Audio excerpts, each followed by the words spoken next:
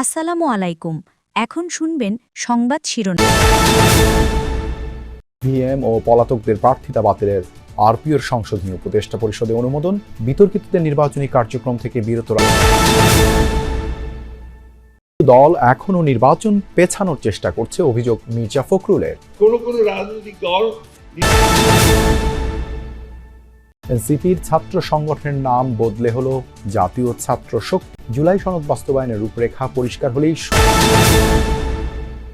প্রতিষ্ঠার 5 যুগেও লাভের মুখ দেখেনি ঝিনাইদহের মোবারকগঞ্জ সুগার মিল। বিভিন্ন অনিয়মের অভিযোগ, প্রতি কেজি চিনিতে লোকসান 175 টাকা। আসসালামু আলাইকুম। এতক্ষণ শুনছিলেন সংবাদ শিরোনাম, এখন শুনবেন বিস্তারিত। নির্বাচনে প্রার্থী হতে পারবেন না পলাতক আসামিরা, সেই সাথে যারা নির্বাচনে অংশ নেবেন তাদের আয় ব্যয়ের হিসেব দাখিল ও ওয়েবসাইটে প্রকাশের বিধান যুক্ত করে গণপ্রতিনিধিত্ব আদেশ সংশোধন করেছে অন্তর্বর্তী সরকার।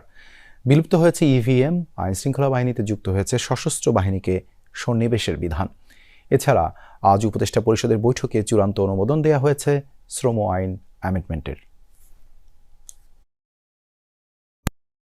বৃহস্পতিবার সকালে অনুষ্ঠিত হয় উপদেষ্টা পরিষদের নিয়মিত বৈঠকে সভাপতিত্ব করেন প্রধান উপদেষ্টা ড মোহাম্মদ ইউনূস। এই বৈঠকে শ্রম আইন অ্যামেন্ডমেন্ট ও নির্বাচন সংশ্লিষ্ট আরপিও আইন চূড়ান্তভাবে পাশ হয়েছে। আর দুর্নীতি দমন কমিশন আইন, জুলাই স্মৃতি জাদুঘর আইন ও সুপ্রিম কোর্ট সচিবালয় আইনের বিষয়ে নীতিগত অনুমোদন দিয়েছে উপদেষ্টা পরিষদ।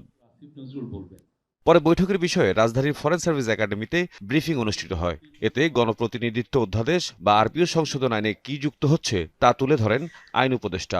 ইভিএম রিলেটেড যে বিধান ছিল সেগুলো বিলুপ্ত করা হয়েছে।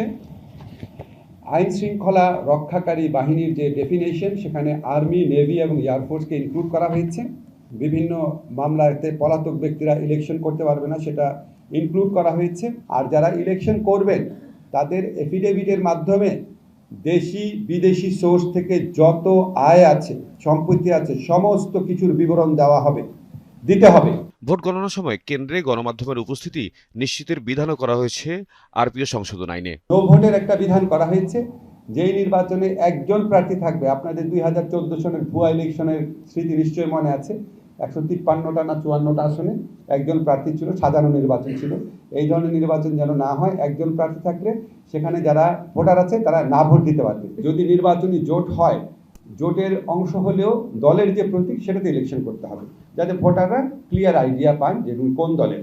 ভোট কাউন্টিং এর জায়গাতে মিডিয়ার প্রেজেন্স, মিডিয়া থাকতে পারবে, সেটার বিধান করা হয়েছে। শ্রম অ্যামেন্ডমেন্ট সংশোধনী আইনে শ্রমিকদের জন্য কি কি সুবিধা থাকছে সেসব বিষয়েও কথা বলেন আইন উপদেষ্টা। লেবারের ডেফিনেশনকে এক্সটেন্ড করা হয়েছে। গৃহ পরিচারক যারা আছেন, নাবিক যারা আছেন, তারাও এখন লেবার হিসাবে লেবার লয়ের প্রোটেকশন পাবেন। ব্ল্যাক লিস্টিংকে অবৈধ ঘোষণা করা হয়েছে। সেক্সুয়াল হ্যারাসমেন্টের বিরুদ্ধে কঠোর পদক্ষেপ নেওয়ার বিধান করা হয়েছে। যারা নারী আপনার শ্রমিক আছেন, ওনাদের মধ্যে যারা প্রসূতি থাকবে তাদের ওয়েলফেয়ার বেনিফিটটা অনেক বাড়ানো হয়েছে। ট্রেড ইউনিয়ন গঠন এবং রেজিস্ট্রেশন অনেক সহজ করা হয়েছে। স্থানিক পরিকল্পনা অধ্যাদেশ, গৃহায়ন ও গণপূর্ত মন্ত্রণালয়ের অধীনে আবাসিক প্লট বা ফ্ল্যাট হস্তান্তরে সেবা সহজীকরণ সহ বেশ কিছু অধ্যাদেশের নীতিগত ও চূড়ান্ত অনুমোদন করা হয়েছে উপদেষ্টা পরিষদের বৈঠকে।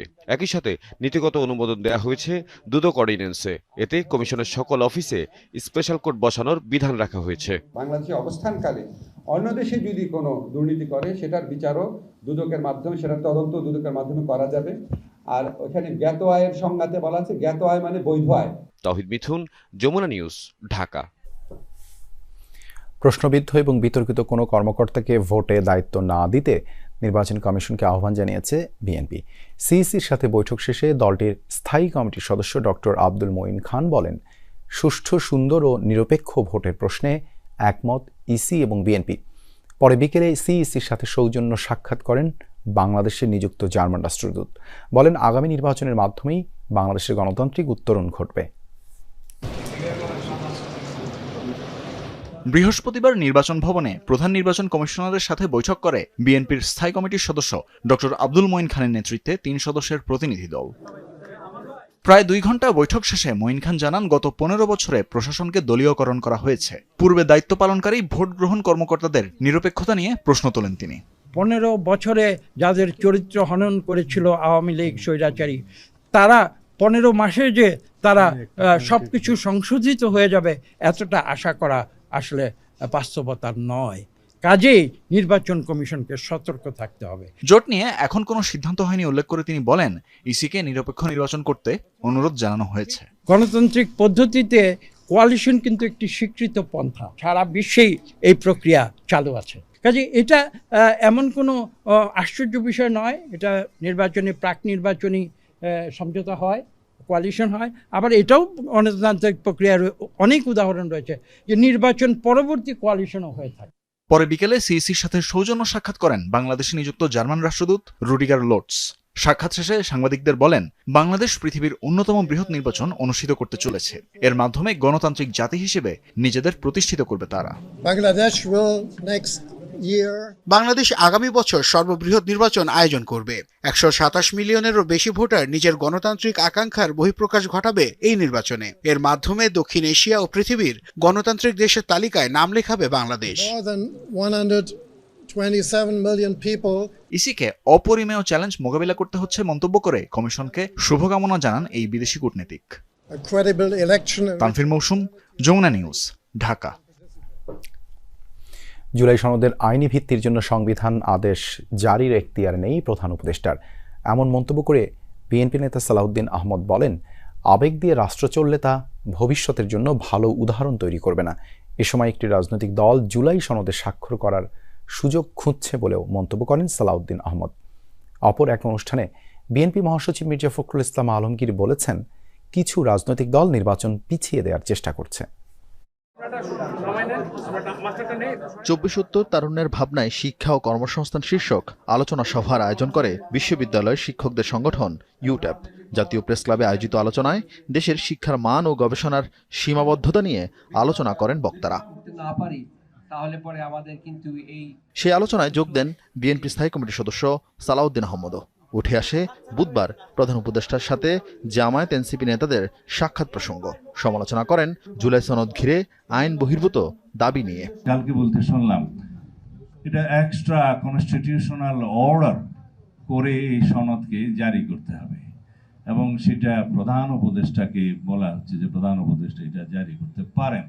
সরকার প্রধানের আইন জারি করার কোনো রাইট আমাদের কনস্টিটিউশনে নাই। সরকারের পক্ষে, সরকারের অনুমোদনে, ক্যাবিনেটের অনুমোদনে, সেটা in absence of parliament president সেই আইনগুলো পাশ করে থাকেন। রাষ্ট্র কোনো ইমোশনের উপরে চলে না। রাষ্ট্র আইন কানুন বিধি বিধান নিয়ম কানুনের মধ্য দিয়ে চলে। ঐক্যমত্য কমিশনে জুলাই সনদের পক্ষে জনরায় নিতে বরাবরই দাবি জানিয়ে আসছিল বিএনপি। সেই প্রসঙ্গ টেনে সালাউদ্দিন